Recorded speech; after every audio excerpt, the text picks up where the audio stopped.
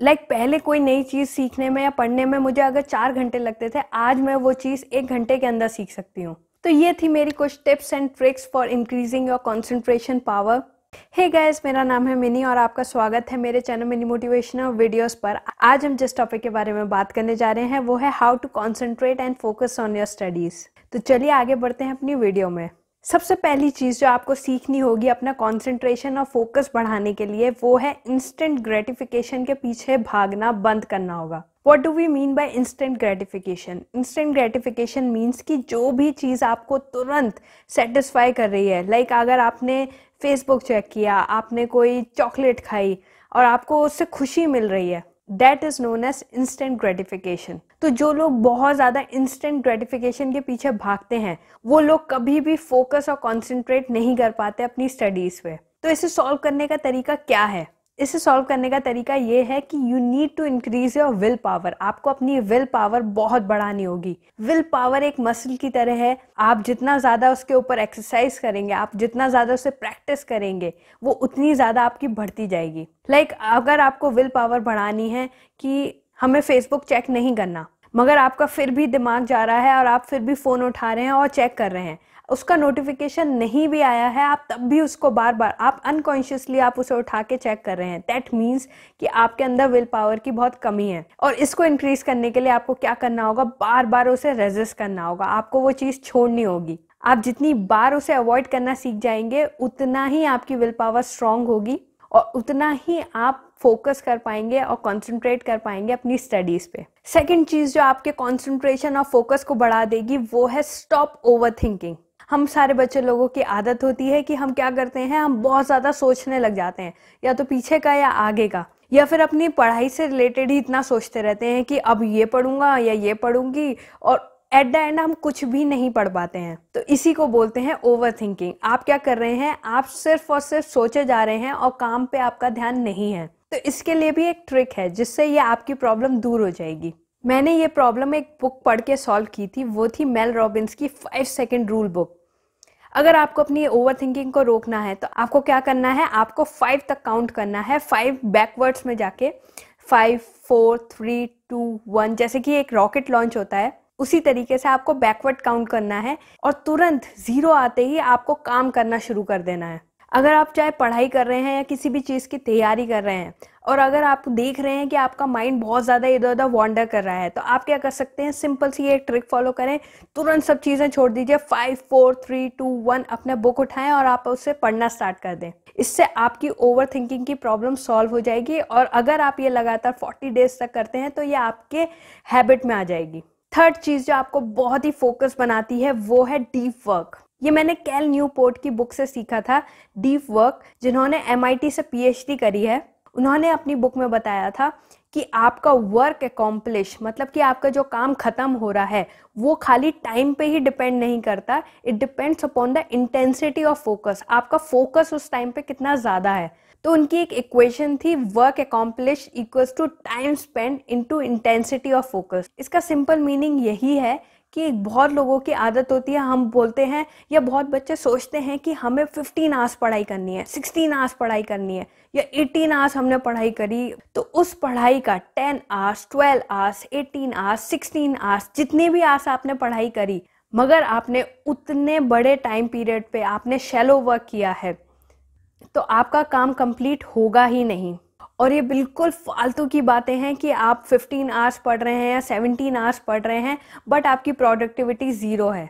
तो कैल न्यूपोर्ट ने वर्क को 2 भागों में डिवाइड किया, पहला deep work, second shallow work. उन्होंने बोला कि जो बच्चे 15 आवर्स 17 आवर्स बोलते हैं पढ़ाई कर रहे हैं वो शैलो वर्क कर रहे हैं, और जो लोग डीप वर्क करते हैं चाहे वो 5 आवर्स ही पढ़ें या 7 आवर्स ही पढ़ें, बट उन्होंने आपके 16 आवर्स के बराबर काम किया होता है या इनफैक्ट उससे भी बहुत ज़्यादा। क्यों? क्योंकि उन्होंने उस टाइम पे बहुत ही फोकस्ड वे में स्टडी किया होता है। तो प्लीज़ ये कंपेयर करना छोड़ दें कि हमने इतने घंटे पढ़ाई करनी है, या घंटों से पढ़ाई का नापना छोड़ दें, बिकॉज आपकी प्रोडक्टिविटी अगर उतनी नहीं है तो वो सारे आवर्स आपके यूजलेस होंगे। आप जिस टाइम पे आप अपने दोस्तों के संग या किसी भी चीज़ जो आपको करनी पसंद है आप मस्ती कर सकते हैं, आपका वो टाइम भी रह जाएगा। हो सकता है आप थोड़ा लो भी फील करें। इससे अच्छा कि आप कुछ टाइम अलॉट करें अपना डीप वर्क करने के लिए और थोड़ा टाइम रिलैक्स करने के लिए बाकी सारे लोगों के साथ। और एट द एंड तब भी आपकी प्रोडक्टिविटी डीप वर्क के थ्रू ज़्यादा होगी instead of doing shallow work for 16 hours. Cal Newport ने हमें ये बताया कि हमें सिंगल टास्किंग करनी चाहिए। जितने भी लोग सोचते हैं कि हम मल्टीटास्किंग कर सकते हैं, कि पढ़ाई के टाइम उठा के थोड़ी देर फेसबुक देख सकते हैं, हमारा माइंड डिस्ट्रैक्ट नहीं होगा, या हम इंस्टा चेक कर सकते हैं। अगर हम ये सोचते हैं कि बीच में अगर 2 मिनट ही तो देखा है, बट आपका वो फोकस उस टाइम पे छिन जाता है और आपको वापस से फिर 10 मिनट्स लगते हैं उसी जोन में आने के लिए। तो आपको हमेशा सिंगल टास्क पे ज्यादा ध्यान देना चाहिए instead of being multitasking person. Second चीज जो कैल न्यूपोर्ट में अपनी बुक में बताई कि कोई भी रूम आप सिलेक्ट करें वो बहुत आइसोलेटेड हो और उस रूम के आप अपने फोन या लैपटॉप या कोई भी जो चीज़ आपको डिस्ट्रैक्ट कर सकती है उस रूम से आप बाहर रखें। बिकॉज हमारी इतनी ज़्यादा आदत होती है कोई भी चीज़ चेक करने की कि आपको रियलाइज़ भी नहीं होगा कि आप कभी कभी आप अपना फ़ोन उठा लेते हैं और आपको पता भी नहीं होता है आपने क्यों फ़ोन उठाया है, आपका नोटिफिकेशन भी नहीं आया। ये ऐसा क्यों होता है आपके साथ? बिकॉज आपकी एक हैबिट फॉर्म हो चुकी है और उस हैबिट को तोड़ने के लिए आपको एक आइसोलेटेड रूम में पढ़ाई करनी चाहिए या कोई भी काम आप जो करना चाहते हैं फोकस के साथ वो एक अलग से रूम में करनी चाहिए जहाँ पे कोई आपको डिस्ट्रैक्ट ना करे। थर्ड चीज, कम काम में विद ज्यादा फोकस काम करने का ट्राई करें, अपनी प्रोडक्टिविटी को इंक्रीज करें इंस्टेड कि 10-10 घंटे या 20-20 घंटे बैठ के वही सेम काम करते रहें। फोर्थ चीज कैल न्यूपोर्ट ने बताई है, आपको एक्सटेंडेड पीरियड ऑफ टाइम को बढ़ाना होगा। दैट मीन्स अगर आपका फोकस सिर्फ हाफ आवर के लिए लग पाता है विदाउट एनी डिस्ट्रैक्शन, तो आप उसको प्रैक्टिस करते करते 1 आवर पे लेके आए, 1 से 1.5 घंटे तक लेके आए, 1.5 से 2 घंटे तक लेके आए। इससे क्या होगा, आप जितनी ज़्यादा देर तक के लिए आप बिना रोके फोकस कर पाएंगे उतना ही ज़्यादा आपकी कंसंट्रेशन पावर बढ़ती जाएगी। तो ये थे कुछ tips from the book deep work by Cal Newport. Fourth चीज़ जो आपको बहुत ही ज़्यादा कॉन्सेंट्रेटेड और फोकस बना देगी, that is making your bed. I know ये बहुत अजीब सा लगेगा, वियर्ड साउंड करेगा कि हमें सुबह सुबह अगर अपने बेड को आप समेट लेते हैं या आप अपनी चादर को सही कर लेते हैं, इससे हमारा फोकस या कंसंट्रेशन कैसे इंक्रीज़ होगा। इससे ऐसे इंक्रीज़ होगा क्योंकि जब भी हम अपने दिन की शुरुआत ऐसे करते हैं कि आप अपना कोई काम को अकॉम्प्लिश कर रहे हैं, कोई काम को आप फिनिश कर रहे हैं, चाहे आप वो नेवी में देख लें, चाहे वो आप आर्मी में देख लें, कहीं पे भी ये चीज़ सबसे पहले सिखाई जाती है कि आप अपने बेड को सही से अरेंज करना स्टार्ट करें। क्यों? क्योंकि आपके दिन की शुरुआत अगर आप बहुत अरेंज वे में करते हैं, अगर आप उस काम को कंप्लीट कर लेते हैं, तो आपके ब्रेन को एक चीज़ मिल जाती है, अकॉम्प्लिश फील होता है और वो अकॉम्प्लिशमेंट आपके पूरे दिन तक चलता है। तो आपको बाकी भी काम करने की आदत हो जाती है और उसे कंप्लीट करने पे आपका फोकस चला जाता है।